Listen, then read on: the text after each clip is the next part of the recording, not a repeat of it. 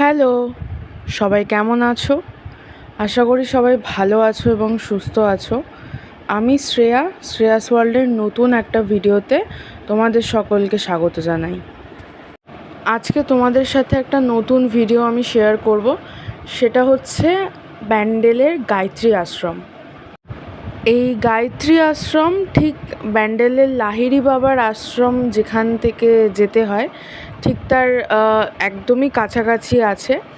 তো যেই রাস্তা ধরে ব্যান্ডেল স্টেশনে নেমে ওখান থেকে টোটো বা অটো বুক করে তোমরা যদি যেতে চাও তাহলে প্রথমে লাহিড়ী বাবার আশ্রম ঘুরে ঠিক হেঁটেও যেতে পারো কিংবা টোটোতে করে 10 টাকা ভাড়া নেবে, তোমরা ওখানে যেতে পারো। ঠিক 5 থেকে 7 মিনিট সময় লাগবে। এবার গুগল ম্যাপ দেখে তোমরা হেঁটেও যেতে পারবে, খুবই কাছে আর একটু ভিতরে।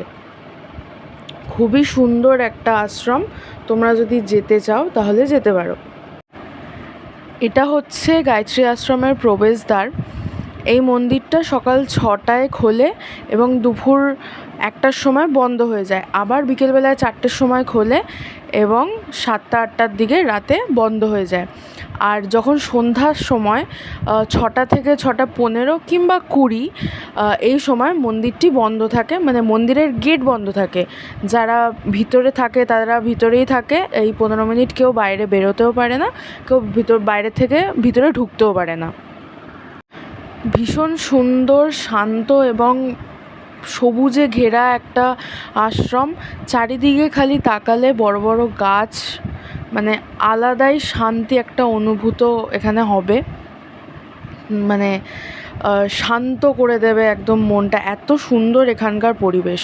তো ঢুকেই দেখতে পেলাম একটা ঝর্ণার মতন রয়েছে, আর ঠিক তার পাশেই মূর্তিটি রয়েছে। তোমরা যদি জেনে থাকো এটা কি, তাহলে এটা কার মূর্তি তাহলে একটু প্লিজ কমেন্টে জানিও। তারপর এখানে বিভিন্ন মুনি ঋষির মূর্তি করা রয়েছে। আমরা কম বেশি সবাই হরিদ্বারের শান্তিকুঞ্জের নাম শুনেছি।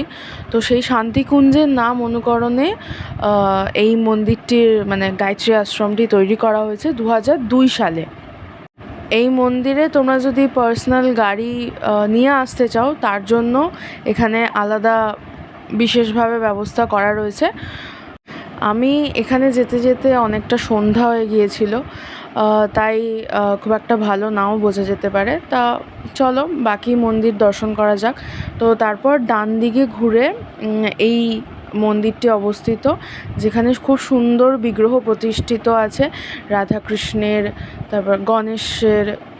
ভীষণ সুন্দর মূর্তিগুলো, দেখলে জুড়িয়ে যাবে চোখ, এত সুন্দর মূর্তিগুলো রয়েছে।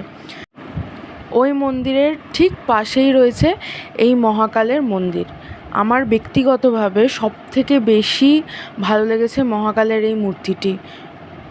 রুদ্র রূপ তার যে পুরো স্পষ্ট বোঝা যাচ্ছে। এই মূর্তির একদম সামনেই রয়েছে নন্দী মহারাজ, আর এই মন্দিরটাতে 12টা জ্যোতির্লিঙ্গ করা রয়েছে। তো চলো তোমরা 12টা জ্যোতির্লিঙ্গ দর্শন করে নাও।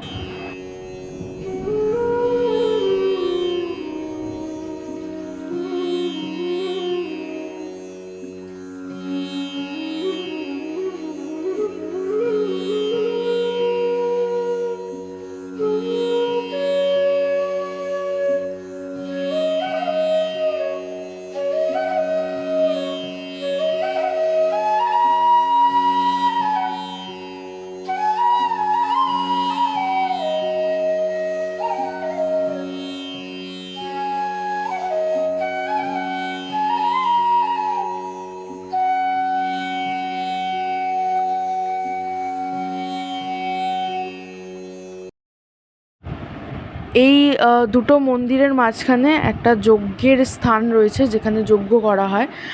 আর এটা হচ্ছে গোশালা। এখানে এই একটাই সামনে গরু আছে, যার শিংটা অনেকটাই বড়। তার পাশেই আরেকটা মন্দির চোখে পড়লো, যেটা আর কি আসল গায়ত্রী দেবীর যে আসল মূর্তিটা রয়েছে সেটা এই মন্দিরটাতে অবস্থিত। তো চলো তোমরাও দর্শন করো। এই মন্দিরটা ঢুকতে মানে যে জায়গাটায় রয়েছে সেটা আরও সুন্দর, পুরো পিছনটা গাছপালা দিয়ে পুরো ভর্তি।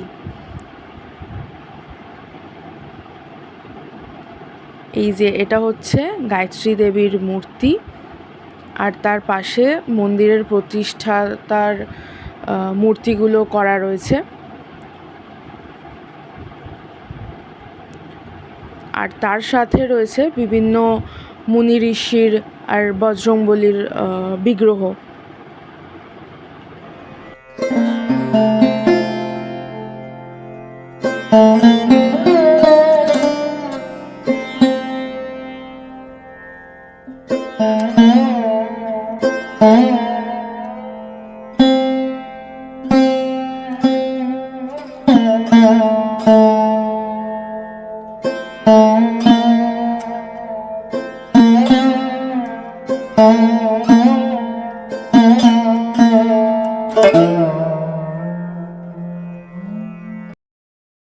গায়ত্রী দেবীর মন্দিরটা থেকে বেরিয়ে বাইরের দিকে আসার সময় ঠিক ডান দিকে আরেকটা গলি পড়বে, সেই গলিটার মধ্যে দিয়ে ঢুকলেই একটা দুর্গা মন্দির পড়বে আর একটা কালী মন্দির পড়বে।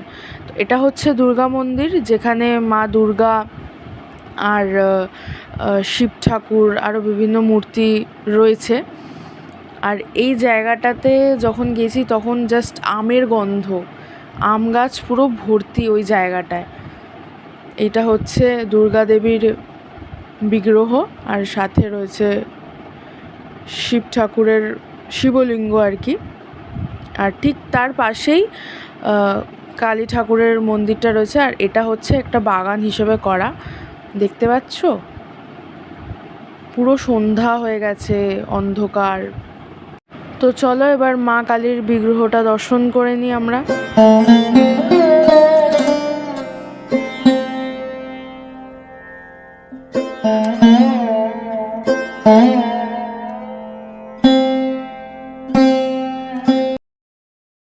আজকের ভিডিওটা এ পর্যন্তই রইল। তোমাদের যদি ভিডিওটা ভালো লেগে থাকে তাহলে অবশ্যই লাইক, কমেন্ট এবং সাবস্ক্রাইব করে দিও। দেখা হচ্ছে নেক্সট ভিডিওতে। ততক্ষণের জন্য টাটা, সবাই ভালো থেকো, সুস্থ থাকো।